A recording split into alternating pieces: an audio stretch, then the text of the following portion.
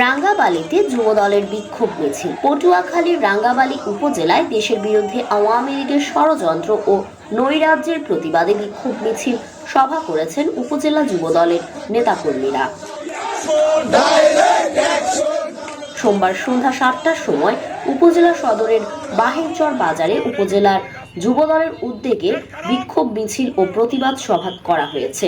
10% মূল্য ছাড়ে চলছে বিক্রি। আমাদের কাছে পাচ্ছেন অত্যন্ত নিখুঁতভাবে বাঁশের তৈরি মোড়া, ঢাকনা, ঢালি, কুড়া, চালু এবং উন্নত মানের নারিকেলের শলার ঝাড়ু ক্রয় করতে স্ক্রিনে দেওয়া নম্বরে যোগাযোগ করুন। এতে উপজেলা যুবদলের আহ্বায়ক মোহাম্মদ আসাদুজ্জামান অরুণ মীর, উপজেলা যুবদলের সদস্য সচিব মুহাম্মদ নিয়াজ আকন, রাঙ্গাবালি সদর ইউনিয়ন যুবদলের সভাপতি মোহাম্মদ মাইকেল তালুকদার ও সদর ইউনিয়ন যুবদলের সাধারণ সম্পাদক মোহাম্মদ রিয়াদ খন্দকার, উপজেলা যুবদল, ছাত্রদল, স্বেচ্ছাসেবক দল সহ অঙ্গ সংগঠনের নেতাকর্মীরা উপস্থিত ছিলেন।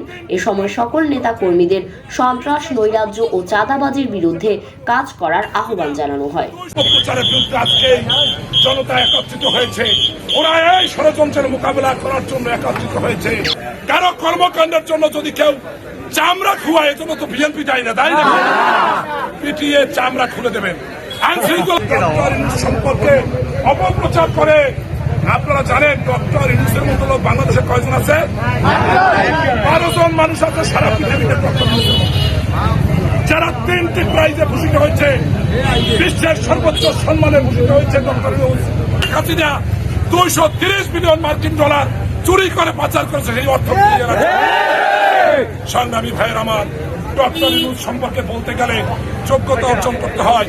ডক্টর ইউনূস সম্পর্কে বলতে গেলে সাহসের প্রয়োজন হয়, শিক্ষা দীক্ষার প্রয়োজন হয়।